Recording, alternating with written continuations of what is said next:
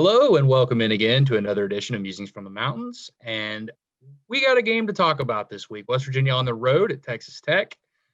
First of all, though, I'm Keenan Cummings, managing editor for WVSports.com. And I'm joined by...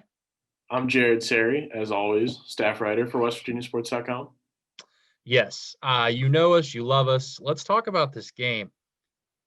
It said a lot that in previous seasons, the measuring stick game, the game that kind of determined West Virginia's season in a sense, was that Maryland game, that non-conference Maryland game. Is Texas Tech the new Maryland game? I think it's a fair question to ask because West Virginia, usually when they beat Texas Tech, have a pretty good season. When they lose to Texas Tech, they tend to disappoint. West Virginia, everybody remembers 2012. Everybody does. The win game, you hear people talk about that game. It's become almost like it was a tornado off Wizard of Oz, Geno Smith was throwing into. But number 5, West Virginia rolled into Lubbock, feeling good, fresh off a victory to Texas, and got destroyed. Since then, West Virginia's won all 3 meetings in Lubbock. So interesting. Yeah, everyone remembers that horror show, but West Virginia's actually had a lot of success out there. Won some close games, won some games where they frustrated even Pat Mahomes in one of them and got a win. So this is a different game, a different team, 2 different teams. Texas Tech is 1-3. I don't think they're nearly as bad as their record indicates. This is a team that's had chances to win. They should have easily beat Texas, let a 15-point lead just slip away in three minutes. They had a chance against some other teams as well. They just have not been able to put things together. West Virginia is 3-1, the inverse of that. They're doing pretty well for themselves. Beat some teams they should have, lost their only real challenge on the schedule, although they did get past Baylor in overtime. What do you think about this matchup, Jared? How do you see this on paper? Do you think this is the new Maryland for West Virginia? I think, if it's not the new Maryland, it's pretty damn close. This Texas Tech team, I think you hit it right on the head. While their record may be, among the worst, and it is among the worst in the Big 12 Conference, they're not an awful team. I mean, they seemingly rank, at least offensively, what I can recall, they're about in the middle of everybody in the conference with, total offense, scoring offense, stuff like that. This week they're starting a new quarterback. So nobody really knows how that'll work out for them. But, we'll see. It's definitely like the Maryland game. But, Texas Tech, as long as West Virginia's defense can perform against Texas Tech the way it did against Kansas, Mountaineers should have no problem with this one.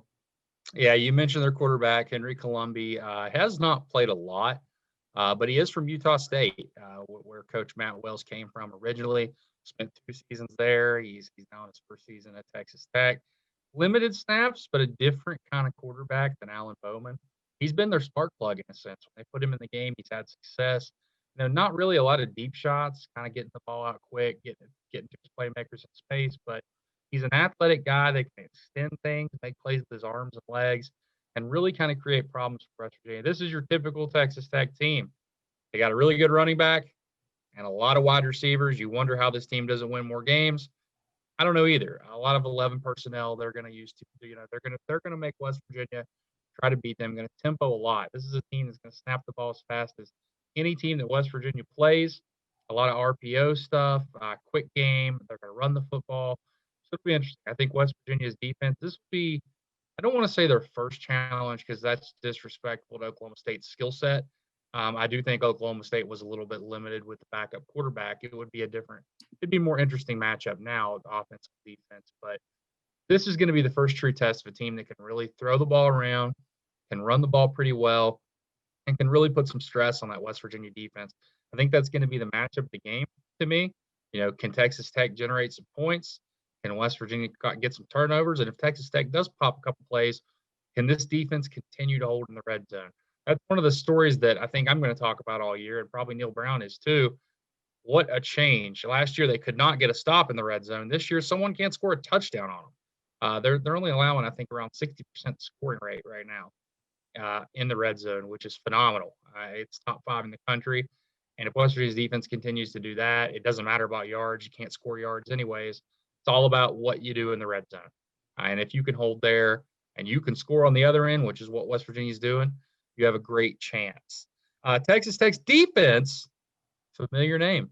Familiar name for those of you that follow West Virginia football. Keith Patterson's running the show. Yes, that same Keith Patterson that was once overcharged of the West Virginia defense was not really a great unit, but he's had some success. He likes to be aggressive, bring pressures from all levels of the defense. If you remember watching him, he'll take chances. That means West Virginia's going to have chances to pop some big plays. 3-3-5 kind of look. West Virginia's familiar with it. Obviously, this coaching staff's different than the one that was here when he was here, but they're familiar with it. Last year, Texas Tech blitzed West Virginia and Morgantown. I think of all the games on the schedule, if you go back and look at that 2019 season in a vacuum, that was the game with the most surprising result. Texas Tech was struggling. West Virginia had seemingly gotten a little bit of momentum, playing close again in some games, feeling good about yourselves. You get blown out at home. Really the only game under Neil Brown, sans just an Oklahoma team that was simply better than West Virginia and some other matchups in that regard, where you can say they laid an egg. I think West Virginia realizes that, and they're excited to go on the road here. I think this is a gigantic game for West Virginia. You win this game, and I'm not looking past Kansas State, but you get them at home with a true freshman quarterback, you're possibly looking at 5-1. I mean, I think that's going to be a massive, massive game for West Virginia, because this is a Texas Tech team that you can beat. They've shown that they're vulnerable. They'll make mistakes as well. They'll help you along the way. They do play better at home, which, I mean, you expect most teams to.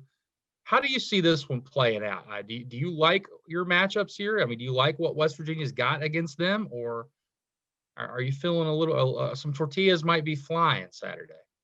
Well, I think, before we get into the predictions, I think it's also important to, throw it back to last season, when West Virginia lost to Texas Tech.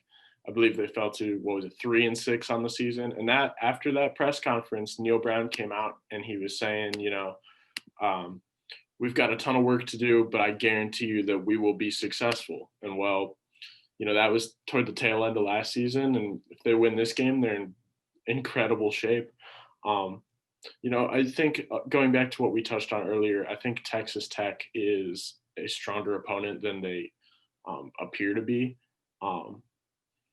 But, at the end of the day, I like to say that West Virginia will come out with a win in this one. I think it'll be closer than expected, in a sense of, we've seen that West Virginia wins ugly. So if I had to put a score on it, I'd say probably 28-24 West Virginia. And let's just hope, especially because it'll be nice to write about, let's just hope Jarret Doege has a good game in his homecoming. Yeah, I can't believe we've made it through this far of the podcast and not mentioned that. Jarret Doege from Lubbock, from Texas. He grew up in Lubbock at different parts of his life, was in the stands. Funny enough, two very important people to the West Virginia football program. Their head coach and their starting quarterback were at that 2012 West Virginia Nightmare game. Neil Brown, of course, the offensive coordinator. Jarret Doege, brother of Seth, was a little kid at the time, throwing tortillas, having a good time. Seth had a good time too. Tossed 6 touchdowns. Nightmare game for West Virginia. We've been there, done that, put that game in the past. But interesting enough, he's coming back home. Going to be some emotion there. Obviously excited about that. Wants to reverse the roles. He said that this week. He'd like to reverse the roles, go in and beat Texas Tech. This Texas Tech team, you talk to people close to their program. They're there in the fourth quarter. They've been there a lot under Matt Wells. They just can't close games. For West Virginia's sake, you're hoping that happens again. That's how I expect this game to go. I expect this game to be very close, back and forth. I do like West Virginia's defense to get things done in the end. I do think they're going to be challenged, maybe give up a few big plays. But I think West Virginia's going to come out this one 31-24, somewhere around in that, and move to 4-1. And then you're talking about maybe a 5-1 trip with 4 games left on the schedule. None of them you can't say are unwinnable. I mean, I think anybody can beat anybody in this league. So hopefully when we come back to you on Saturday, we're talking about how right we were. But that's football for you. We watch it for a reason. Thanks for tuning in again. This has been another edition of Musings from the Mountains.